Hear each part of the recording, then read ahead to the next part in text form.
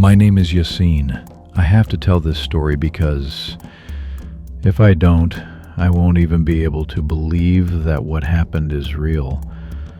The old house I moved into was a 2-story mansion inherited from my grandfather. It was located at the top of a sloping street in Singelköy, Istanbul. I had visited it a few times during my childhood and always felt a chill. But when my grandfather passed away, the house was left to me, and frankly, I had no other economic option. I renovated it and moved in. At first, everything was normal. Silence, old wooden floors, a faint smell of mold, creaking stairs. But the real issue began at the end of the second week. One night, around 3 a.m, I heard a sound from above. A breathing sound. Not ordinary, but the labored, intermittent, sighing breath taken with difficulty by a sick person. It was coming from the attic. Probably a rat or a wind, I said to myself. I couldn't sleep. The next morning, I took my flashlight and went upstairs. Dust, old suitcases, chests inherited from my grandfather, but no one was there. For the next few days, I continued to hear the sounds. Sometimes it was like a crawling sound. Sometimes it sounded like something was falling. But most of all, it was that breathing sound. One night, just as I was about to fall asleep, I heard whispers. A woman's voice. Open. Let me go.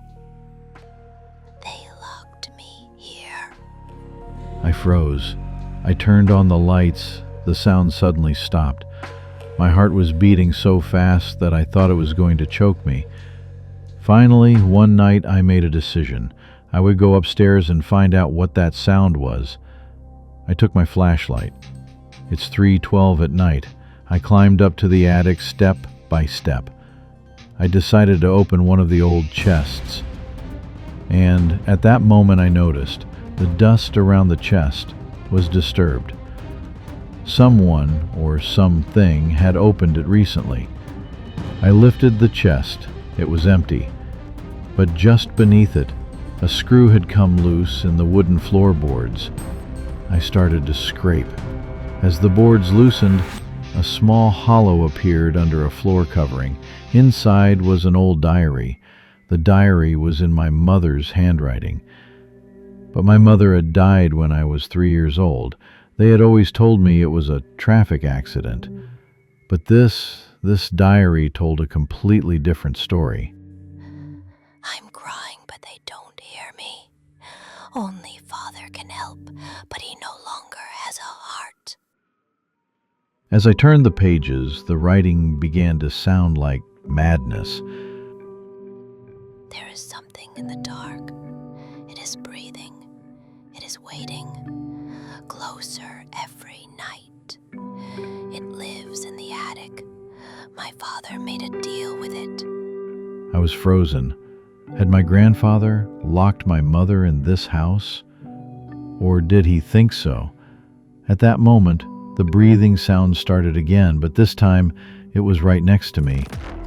I turned the flashlight. Suddenly, a silhouette passed in front of the light. Not a human, but something resembling a human, as if it had been there for a long time. A whisper came from behind me, the same woman's voice. You came. Don't leave. When I turned around, there was no one there, but the ground had grown cold.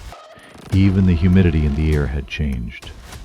I tried to go down from the attic, but the lid had closed. It was locked from the inside.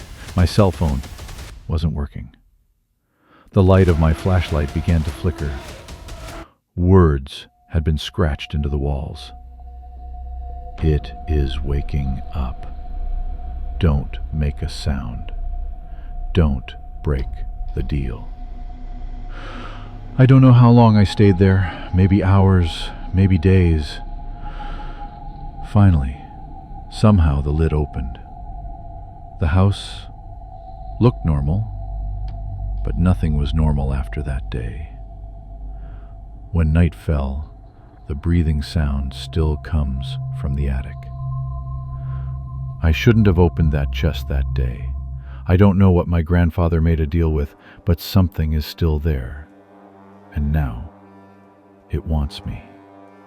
If you find this recording, don't go home. Do not open the attic, because with every opening, that breath comes a little closer.